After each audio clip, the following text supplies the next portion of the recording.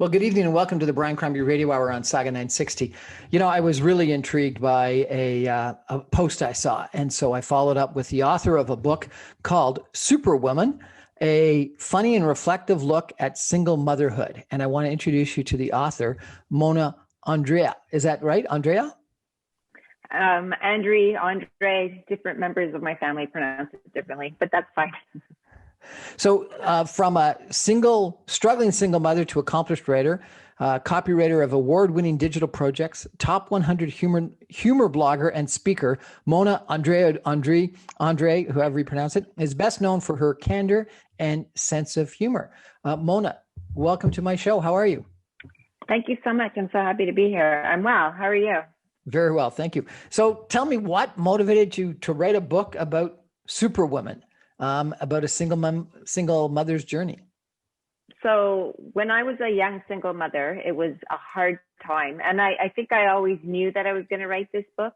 I felt alone. I felt it was struggling. Everything was always struggling, from money to time. And then as I got older, I was seeing other single mothers going through the same thing. And I thought, I have to connect with these people. I need to show them. To me, the saddest thing is when somebody just forgets who they are and they define themselves as their circumstance, which is a single mother, which is what I did.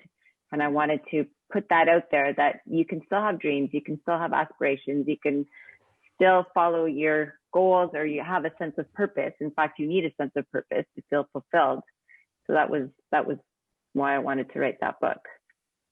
So tell me what's in the book. How do you describe being a superwoman? Do you have lessons learned or suggestions on how to handle being a single mom, or what? So basically it's written as a memoir. I make fun of myself, and then there are sections where they're more reflective. I also interviewed other single mothers throughout writing of the book so that readers would get a glimpse, not just into my life, but into other single women across North America. So actually I have one person who's reading it now. She's a high profile book reviewer.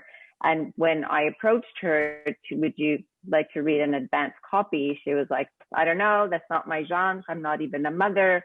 And then she came back actually last week saying that she's enjoying the book. So that made me feel good because it was a very risky thing to give it to somebody who doesn't even read memoir or humor. And you say you take a very humorous route to this topic. Is that just making fun of your story, or what? That's what I have a blog, a humor blog, and that's what I do. I make fun of myself. My kitchen hates me. I make fun of the way that I cook.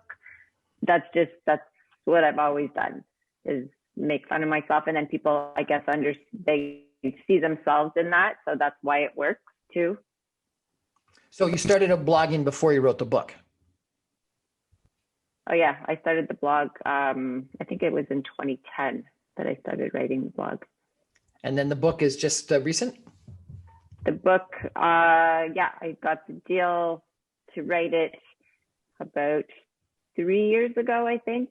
And now it's coming out in April. Oh, next year. So it hasn't even been published yet? No, it is. It's all done. Now it's with, it's just, I don't know. Right now the advanced copies are being shipped, and it's being, so the people that have contributed to it are going to be getting it. And then in April, it officially launches. It's available for pre-order on my publisher's site. And then if you pre-order it, you get it now, or you get it in April? In April. And what's the publisher's site that we have to go to order it if we're interested? It's Kinren Press.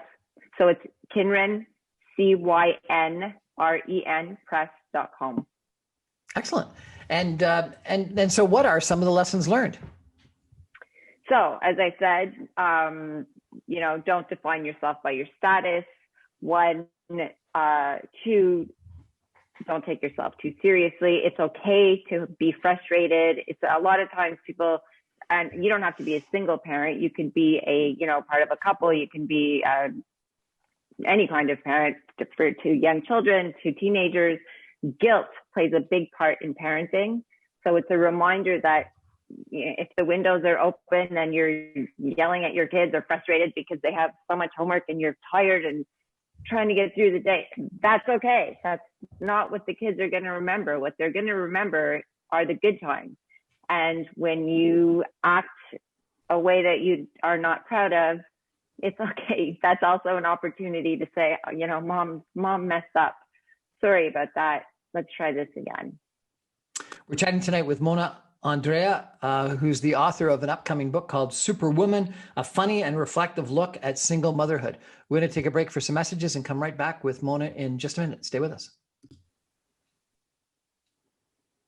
Welcome back to the Brian Crombie Radio Hour, second and 60. We're chatting tonight with Mona Andrei, who is the author of a book called Superwoman, which is a funny and reflective look at single motherhood. And she's been described as a top 100 humor blogger. She told me in the first segment that she started doing her popular humor blog back in 2010. And 3 years ago, she got a contract to write this book, and it's coming out in April. The advanced copies are, I guess, available soon. And some of the people that are writing the write-ups are reviewing it right now. So that's kind of exciting. Mona, did you always want to be a writer? Like, you know, tell me a little bit about your story. So you got married, you had kids, you got divorced, you became a single. Is that sort of what happened, and then you started writing? Yeah.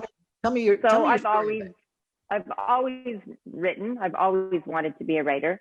But then you get caught up in what you're doing. You get caught up in raising children. You get caught up in the day job and paying the bills, and you come home and you're tired. So yes, I've always wanted to be a writer, and I've always written, but I never saw it as something that I could actually do as a career. And I just kept plugging away. I would send article pitches to magazines, and rejection, do it again, rejection, do it again. And then one day I read an article, I think it was in Writer's Digest, about copywriting, which is marketing writing. And I thought, oh, I have to learn how to do that. I could probably do that. So I just studied marketing on every level. And then I broke into that. Once I broke into that, it was a little bit easier to break into the magazine writing. And then the internet came along and I could start a blog. So that was very helpful as well, because it keeps you accountable. And when you started this blog, how old were your kids? So it's about 10 years ago. So they were 10, 11, I guess, around there. And you've got 2 kids? I've got 4 kids. So I'm talking about my younger ones. Yeah. Okay. And when you say you're a single mom, you had sole custody of the kids, or? Yes. Especially, so the book talks more about my older kids. That for them, I had sole custody. Their father moved to the other side of the country, and for my older kids, my younger kids, their father was more involved with them. Okay, which made it a little bit easier, I guess. Yeah, a little bit. Yes. Yeah. Every second weekend off or something like that, I guess. Yeah. Okay, so you started writing the blog, and like 4 kids. Did you have a day job at the time? How did you get time to write a blog? So yes, I did have a day job. I also freelanced because it was helping to bring more money in. I think I've always freelanced. And so the blog was just something I did as something fun. It was, and the reason why I loved the blog was because it was my rules. There was no, editorial guidelines or anything like that. I could drop an F-bomb if I felt like it, or I can do run-on sentences and just banter off. And I would recommend anybody who wants to be a writer to start a blog, because it's a great way to practice your writing. Writing is rewriting. So how did you get followers? It was just something I enjoyed. How'd you get followers? I think over time, and as social media grew, then Twitter comes along and Facebook comes along, and Instagram comes along. So you're posting in all these different areas and people are discovering you and then they're checking out your blog. And if they like it, they come back. If they don't, they move on. Whatever, you can't write for everybody. And you say one of your intentions now is to tell other people, single mom or whatever, that they can achieve what they want to achieve. Is that correct? Yes, absolutely. I strongly believe that the saddest thing in the world is forgotten potential.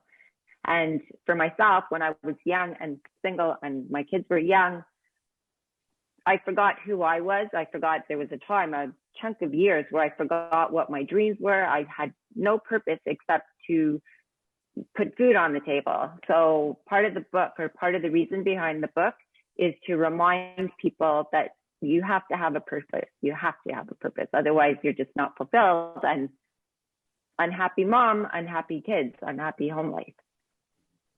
And so what's your purpose now? I love connecting with readers. I love getting the message out there to inspire people to, yes, you can do whatever you want, whether it's to be, for me, it was writing, but for someone else, it might be to get, their PhD or to grow their career on the corporate side. Just do it. You're not only your status. You're not only your status. You're so much more.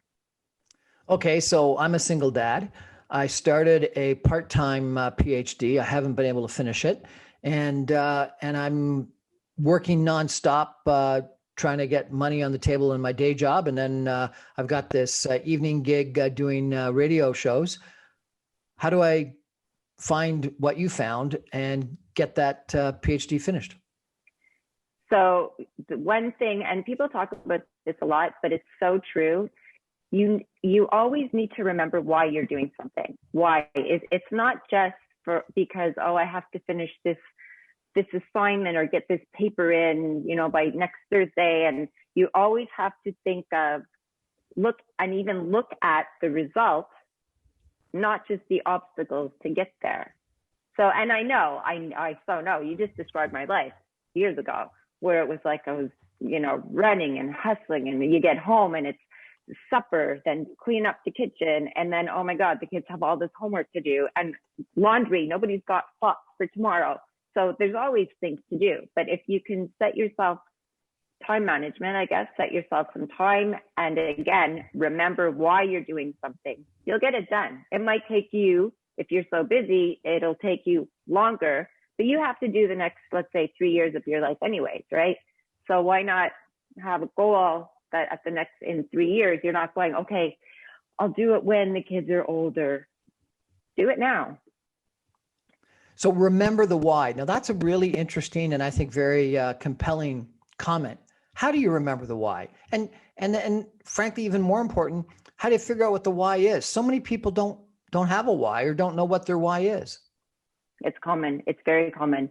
I think as soon as you can be aware of something that makes you feel good, something that makes you happy, there it is. And if it's serving other people in some way, if it's resonating with people, then I believe that we're here for other people. We're not just here for ourselves to, eat yummy food or to drink wine on a Friday night. That's not why we're here. We're here to serve others. We're here. But I like wine on a Friday night.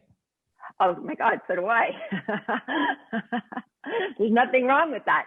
But what I'm saying is that we all have a deep sense of purpose. And to your point, finding it or realizing what it is not always easy. But if you can just think about the things that make you happy, you'll get closer to figuring out what it is. And some people are numbers people. They love money. So maybe the banking world is your world. And by helping other people achieve their financial goals, that's your why. That's just an example. So I had a drink with a friend, I guess a week or two ago, and I was complaining about some stuff from work. And he said, Brian, what's your legacy? And I thought that was a pretty good, and it's sort of like what's your why? But to have someone said, what are you going to be remembered by? What's your legacy? What is someone going to say about you at your funeral? Is it that you worked hard for 40 years? Or is it that you wrote a book about being a super mom, superwoman? I have to ask, and you don't have to answer. What did you say? What is your legacy? Do you know? No, I know what I'd like it to be, but it's not something that I'm spending enough time on right now. Which comes back to my question: how do you figure out what your why is, and then how do you organize your life to achieve it? How did you do that? Did you like get up at 5 o'clock in the morning to write? Did you write when the kids went to bed? Did you write in the washroom? Yes. Like, what did you do? Often, yes, I would get up before I would have to get them up, and I would get up before my kids got up and just have that quiet house time or quiet apartment time. And yes, I would write then. Often when I worked in an office, I would work during my lunch hours. I would bring in my personal writing projects, and I would work on that during my lunch hour. You have to be disciplined, but again, if you know your purpose, you know your why, it's not as difficult as people think it is. Are there tricks that you could recommend, or procedures, or things to do that help people figure what their why is? To figure out your why, to help them figure out what their why is, journaling. I know that for me, writing down my thoughts, just letting the hamster run rapid, helps me come to a conclusion. If I have something on my mind, it's bothering me and I'm not sure why, and I've done this my whole life, I'll journal about it. I call it my head book. And by the end of that writing session, it might be 2 pages, it might be 10 pages. It's like, oh, I didn't think that, or I didn't realize that. So as you're really mulling it out, and sometimes just the process of, pen to paper, swirling out the thoughts. But if you're not a writer, because I don't want to make it specific to me, figuring it out, again, being aware of what makes you happy, taking walks, being in nature, just thinking. A lot of times people get so caught up in what they have to do that they don't take the time to really think about why they're happy, why they're not happy. Take a walk and think. That's good advice. Yeah. So how are you conveying this desire, this objective for people to find out what their why is and dedicate their time to it? Through the book, or through speaking, or talking to me, or what? All three. I have a speech that it's actually one of the chapters in my book. It's called it's about getting through different areas of your life through the 3 C's, which are called courage, confidence, and commitment. So you're feeling afraid, you need courage. You're not sure, you need confidence. You're all over the place, you need to make a commitment to yourself. And I talk about that actually in this speech that I do, where I'm realizing that the only person that was ever going to get me to where I wanted to be was myself. But at the same time, the only person that was ever going to get in my way of not getting there was also myself. So to get there, to stop myself from getting there, me. And that's for everybody. That really is for everybody. I've interviewed a bunch of people that have found their why, whether it's writing a book or starting a business or becoming an artist or whatnot. And often it is a negative time, negative experience that was the catalyst to them finding themselves. You haven't said anything, but I presume you had 2 failed marriages. Was that a catalyst at all? Yeah, actually, that's a really good point. I believe that when we find ourselves, when we find what we need to do, let's say to serve others, it stems from a pain. So yes, I made some bad decisions in terms of who I was with, and that was painful and set me back in life. So that was the catalyst for me to want to help other single mothers specifically. I have a really soft spot for single mothers, to live for yourself. And a lot of times people get stuck. It's hard to leave an unhappy relationship, right? It's not an easy thing to do, even if it's for the right reasons. Why is it difficult? Because we get comfortable. We live with guilt. We think, oh, it's me. am I going to make it even harder for the kids if I leave, when in fact you're not? You're going to flourish, you're going to bloom, and two, you're going to be happier, which means that your kids are going to be happier. So leaving, even though you're in an unhappy relationship, getting out of it is hard. But once you do that, actually there's a chapter in the book that talks about all the different phases that you go through. And it's like, well, the analogy that I use is a bar stool. Speaking of the Friday night glass of wine, is a bar stool. So you need those four legs to be able to be comfortable in your skin and know that you made the right decision for you and for your kids. We're chatting tonight with Mona Andrei, who's the author of a book, Superwoman, a funny and reflective look at single motherhood.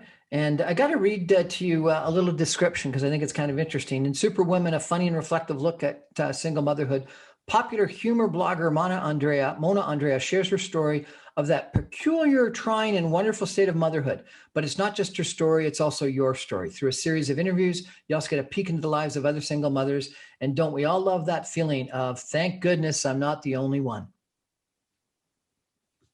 We're going to take a break. We're going to come back for more in just a minute. Stay with us.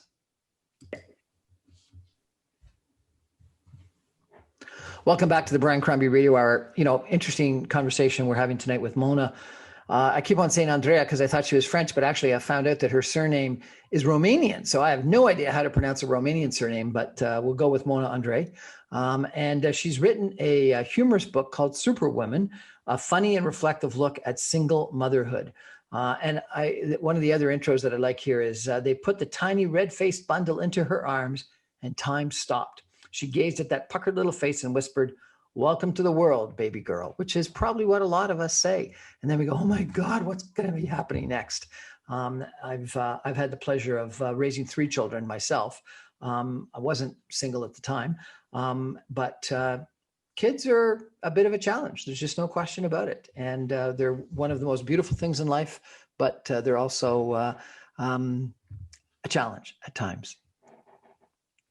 So Mona, you said you were going to read us a section from your book. Is that possible? Yep, I could do that. I have, so chapter 2 is called, so I'm looking over here because I have it on my screen. I'm looking at the PDF version. I didn't get the advanced copies yet from my publisher. They're in transit, actually. So this chapter is called A Mother's Sixth Sense, That Damn Sense of Guilt. So I think people will relate to that. So here I go.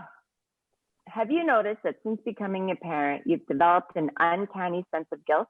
Oh, sure. It was there before you had kids and would occasionally come out of hiding. Like when someone asks you what you did the previous night and you answered, not much, when really not much translates into binge watching Tiger King on Netflix while devouring an entire box of Triscuits.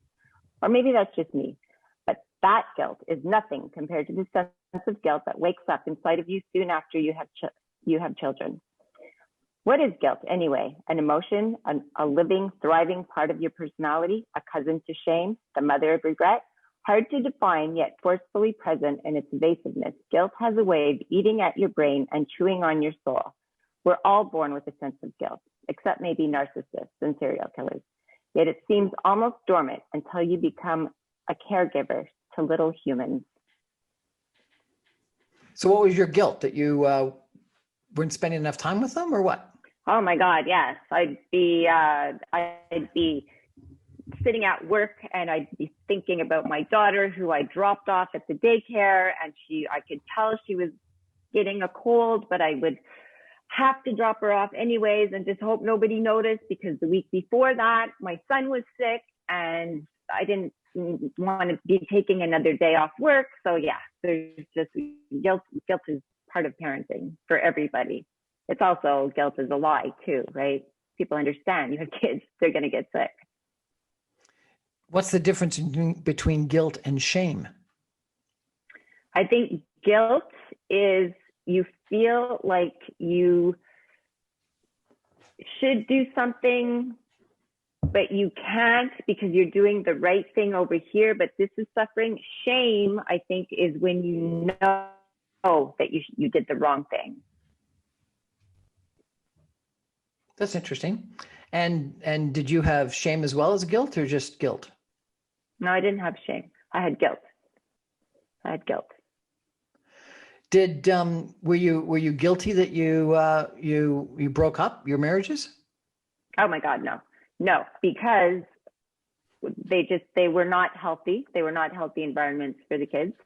So no, not at all. That was not. So one of the things that's happening during COVID-19 is they say that we're having both a baby boom as people spend a lot of time together and get romantic and fall in love and make babies. But we're also having a divorce boom as people spend a little bit more time than probably was healthy with whoever their roommate is, realize that they may not have as good a relationship as they thought they did, and break up. For someone that's going through that, should I stay or should I go kind of thought process, what's your guidance? Well, if it's unhealthy, definitely go. But I'm going to use one of my neighbors as an example. So when COVID first hit and people were now all of a sudden working from home, she was outside with her kids, and she was saying to me, "Oh my God, we're fighting all the time. I'm so sorry if you hear us when the windows are open." And I'm like, I don't hear anything. But and I see them. They're a happy little family, young family. That was just an adjustment period, right? Where all of a sudden they were spending all this time together all the time. So that's not the scenario that you want to consider. Should I go or should I? Like, you have to think about it. You have to think, is it the situation? Is it us? Am I being treated with respect? Am I not being treated with respect? There's a lot of elements in that to consider. So in your single motherhood, you had guilt. You didn't initially have meaning, but then you found out your meaning and your why, and you started writing a blog and wrote your book. So it sounds like you really were a superwoman in the end. You took care of the kids. You found your why, and you produced the why. Sounds like single motherhood was not a problem for you. It was actually good for you. It was, well, you know what? It was good for me in the sense that it made me realize that I could do anything, that I could do what I needed to do, that I was stronger than I thought I was. So in that respect, yes, it was good for me. If I could go back, I think I would have just chosen different men and had a family. Have any of your children read your book? Yeah, some of them. So my oldest daughter has read parts of it.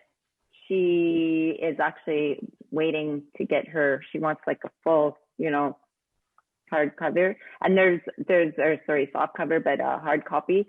There's one of the chapters where I wasn't sure if I was going to share a certain story because I felt, again, guilt. It's a story about how I didn't have enough money to do anything with them, and it was a rainy side. I can't keep them in the apartment all weekend. And so I had talked to her about that, and she was like, so while I was feeling guilty for not being able to take them on a trip or to a movie, I asked her if I could share that story, and she was like, "Oh, Mom, that was a magical day." So yes, they know parts of the book. But that's interesting that a day you felt bad about, your daughter thought was a magical day. Why did she think it was a magical day? So the story is that we went on the bus. I made them get dressed, and we went on the city bus, and I didn't know where I was taking them, but I told them I had a surprise for them. And then there's St. Joseph's Oratory in Montreal, which is this big, that looks like a castle. It's a big historical building. It's religious. It's open to the public. So I thought, I'm going to take them there. I'll pretend that's the castle. And when we were in there, it started off to be really fun, but then everybody was like, shh, telling them to be quiet. So I could see that it wasn't so fun anymore for them. So we went outside to talk, and I had this idea that we could slay dragons. I don't know where the idea came, but all of a sudden I was like, take out your swords, girls. We have to protect this castle. And we were like dragons, jumping puddles. And if anybody was looking at us, we looked ridiculous, I'm sure of it. But it was such a fun day. We had so much fun that day in the rain. Well, I think one of the things that my father told me at one point in time was never lose your inner kid. And it sounds like you didn't lose your inner kid that day, at least that day. That's very good advice. Yeah. Who wants to be adulting anyways, right? Well, if you can slay dragons outside of a castle, why not? Particularly with a daughter that appreciates it and calls it a magical day. Yeah, it's a good memory. Sounds like it's a great memory. You're going to have to put that portion into the book, into the chapter. It is. Okay. So what else did they say? So that she wanted to comment on one of the chapters. Did she? What did your daughter think about the whole book? So she hasn't read the whole book. She's read different sections of it. When I was like, do you mind if I share this? Do you mind if I, you know what I mean? Like I wanted to be respectful of how she would feel. And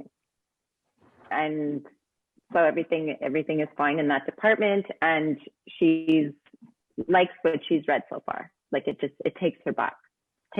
And it also gives her insight into, wow, I didn't realize that. A good example. Mommy, can I have a snack? And my response often was like, no, I don't want you to be full. I want you to be hungry for supper. When back then I didn't have money for snacks. It was just like the basics. So it makes her realize. Have either of your ex-husbands read the book? No.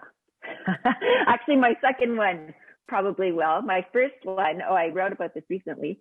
He found out that I've written a book and he's afraid.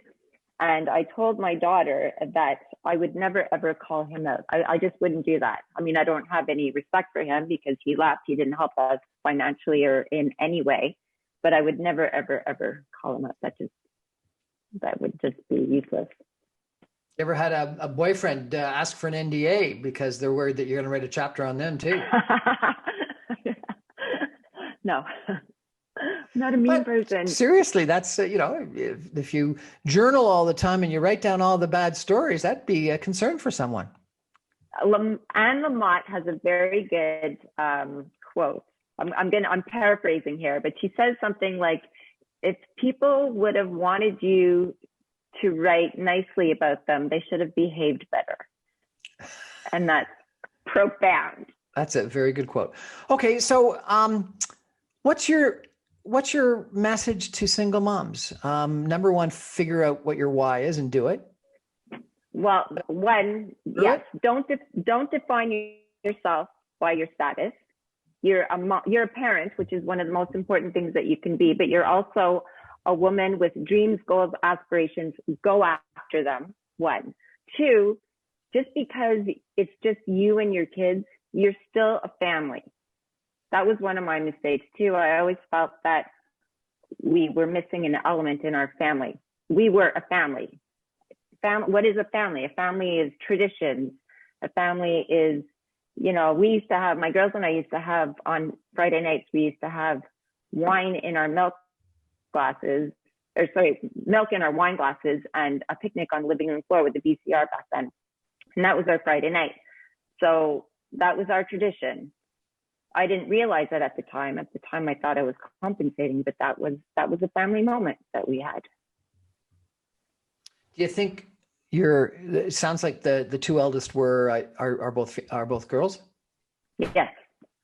Do you think they are different because they didn't have a father? I think that their hearts were broken when he left, when he moved away. So we broke up. He stayed in the city. And then at one point he moved out west. And I remember actually their hearts were broken, even though they only saw him every second weekend. He was still their dad and the only dad that they would ever know. So their hearts were broken. Would that affect them? Probably. And again, here comes the guilt thing where I was trying to compensate. I was trying to be mom and dad. That's probably, I would think, confusing for children. You said you rushed into the first marriage because you were too young. Did you rush into the second marriage because you were trying to put a dad into the family mix? Probably. I would say probably. Yeah. Yeah. And the two of you then had two of your own children. Did he have children as well when he came in? Yes. He has a daughter who's I'm still very close with today. So you're sort of like the Brady Bunch. A little bit, yeah. And how did that work out with the two families intermingling? It worked out well. I mean, so I've always had this thing where there's no half sister, half brother. So we were even my ex's daughter from a previous marriage, she's part of the family. Everybody's sister, brother, like there's no half in this family when it comes to them. Well, I think you've got a bunch of very compelling lessons. One of them is find out what your why is. Another one is that your authentic self is who you are. Don't get defined by whatever your current status is, and I love that. I think the idea that a family is traditions, not necessarily kids and a mom and a dad. They can be two moms, two dads, one mom, one dad, and the kids. And Absolutely. The kids can be half brothers or adopted or full kids. And I guess what I've taken away from this more than anything else is once you figure out what that why is, spend the time, dedicate the time, get up early and achieve it. And then you're a Superman or Superwoman. Exactly. And one of the things that helps me is that if you have a purpose means a reason. And if you're not sharing it or if you're not living up to it, well, isn't that being a little bit selfish? Being selfish if you don't achieve your reason, because God gave you that ability and gave you that destiny, and you're robbing the world of you achieving that destiny. Exactly. You have something to offer it. You had something to offer it. Very profound. Well, interesting chat with Mona Andrei tonight, author of Superwoman, a funny and reflective look at single motherhood. It comes out in April. I presume it's going to be available on a whole bunch of different websites and in bookstores. And I think I'm going to have to get a copy and read it because it sounds like it's relevant to not just single moms, but to single dads too. Absolutely. Thank you so much. It was a pleasure. Thank you so much. That's our show for tonight. The Brian Crombie Radio Hour is on Saga 960 AM every Monday through Friday at 6 o'clock. You can stream me online as well at www.saga960am.ca. And you can get all my podcasts and most of my shows as video casts on my website, briancrombie.com. Thanks very much. Good night.